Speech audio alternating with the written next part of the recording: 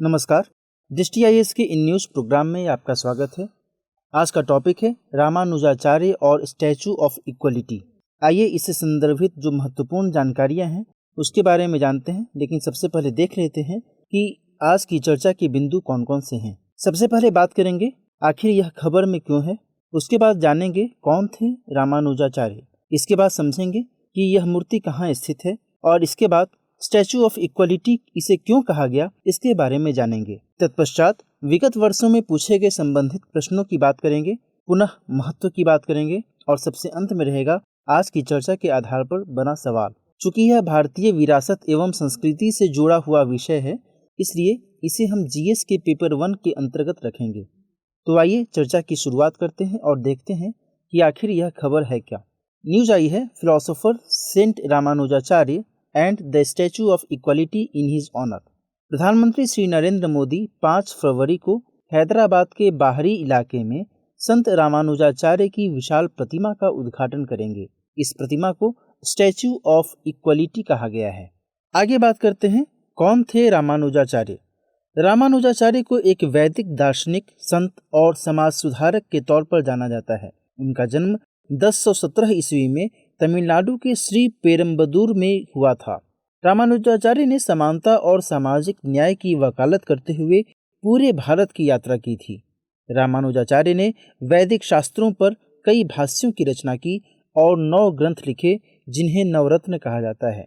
नवरत्न में शामिल हैं वेदांत संग्रह, श्री भाष्य, वेदांत सार, वेदांत दीप, गीता भाष्य, गद्य त्रयम, श्रीरंग गद्यम, शरणागति गद्यम और नित्य ग्रंथम। रामानुजाचार्य के प्रमुख संदेशों की बात करें तो उन्होंने जो बातें कही वो कुछ इस प्रकार हैं। जैसे अपने अहंकार को शांत करने की बात उन्होंने कही।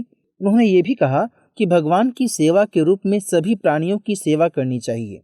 साथ साथ उन्होंने ये भी जोर दिया कि समाज की सेवा करें जो ईश्वर का सार्वभौम यानी यूनिवर्सल रूप है। उन्होंने किसी का अपमान न करने की बात कही।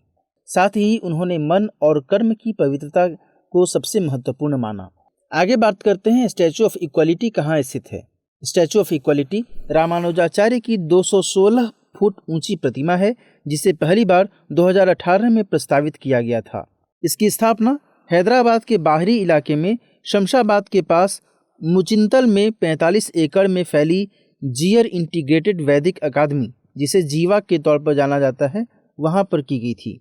इस प्रतिमा को चिन्ना जीयर ने प्रस्तावित और डिजाइन किया था। इस प्रतिमा के लोकार्पण की रस्में 2 फरवरी से शुरू की गई हैं, जिसमें 5000 से अधिक वैदिक विद्वानों ने एक महायज्ञ किया। इस यज्ञ को आधुनिक समय में दुनिया का अपनी तरह का सबसे बड़ा यज्ञ कहा गया है। आगे बात करते हैं इसे स्टैचू ऑफ इक्वलिटी क्यों कहा गया है। चूंकि रामानुज सदियों पहले लोगों के सभी वर्गों के बीच सामाजिक समानता के पैरोकार थे, इस लिहाज से इस संदर्भ में कुछ महत्वपूर्ण जानकारियां देनी जरूरी हैं। उन्होंने मंदिरों को समाज में जाति और वर्ग की स्थिति की परवाह किए बिना सभी के लिए अपने दरवाजे खोलने के लिए प्रोत्साहित किया।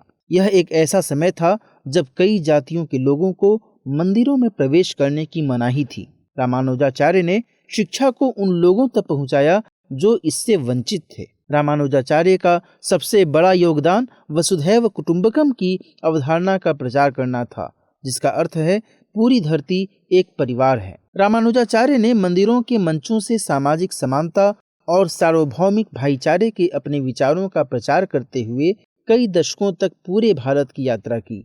उन्होंने सामाजिक रूप से हाशिए पर पड़े लोगों को गले लगाया और शाही अदालतों से उनके समान व्यवहार करने को कहा। रामानुजाचार्य ने ईश्वर की भक्ति, करुणा, विनम्रता, समानता और आपसी सम्मान के माध्यम से सार्वभौमिक मोक्ष की बात कही, जिसे श्री वैष्णव संप्रदाय के रूप में जाना जाता है।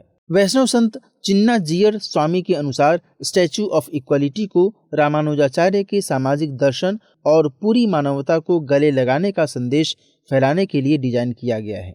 आगे बात करते हैं इससे संदर्भित जो महत्व की बातें हैं उस पर। रामानुजाचार्य ने भक्ति आंदोलन को पुनर्जीवित किया और उनके उपदेशों ने अन्य भक्ति विचारधाराओं को भी प्रेरित किया था। रामानुजाचार्य को अन्नामाचार्य, भक्त रामदास, त्यागराज, कबीर और मीराबाई जैसे कवियों के लिए प्रेरणा और आदर्श माना जाता है। रामानुजाचार्य जब नवोदित युवा दार्शनिक थे तब से ही प्रकृति और उसके संसाधनों जैसे हवा, पानी और मिट्टी के संरक्षण की उन्होंने अपील की। रामानुज को पूरे भारत में मंदिरों में किए जाने वाले अनुष्ठानों के लिए सही प्रक्रियाओं को स्थापित करने का भी श्रेय दिया जाता है, जिसमें सबसे प्रसिद्ध तिरुमाला और श्रीरंगम है। रामानुजाचार्य का प्रसिद्ध दर्शन विशिष्टाद्वैत के नाम से जाना जाता है।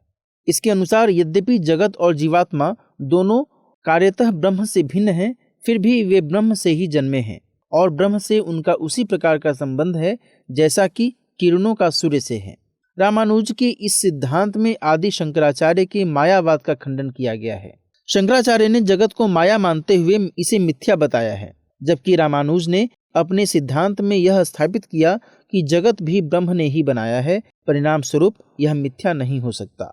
आइए हम बात कर लेते हैं विगत वर्षों में इस तरीके से जो सवाल बने हैं कला संस्कृति से जुड़े हुए, जो महत्वपूर्ण सवाल हैं वो कौन से हैं। एक तो है वर्ष 2019 का सवाल, जो है क्या बात है जो भारतीय समाज को अपनी संस्कृति को जीवित रखने में अद्वितीय बना देती है, चर्चा कीजिए। इसी तरीके का एक सवाल 2020 में पूछा गया था, भारतीय दर्शन एवं परंपरा ने भारतीय स्मारकों की कल्पना और आकार देने एवं उनकी कला में महत्वपूर्ण भूमिका निभाई है, विवेचना कीजिए। आइए हम आज की चर्चा के आधार पर जो सवाल बन सकता है उसकी बात करते हैं। सवाल है, भारतीय संविधान में दी गई समानता की जड़ें हमें भारतीय दार्शनिक और समाज सुधारक रामानुजाचार्य के दर्शन में दिखाई देती हैं। कथन पर विश्लेषणात्मक चर्चा कीजिए। आज की चर्चा में इतना ही। मिलते हैं अगले सेशन में अन्य महत्वपूर्ण टॉपिक के साथ। तब तक के लिए नमस्कार।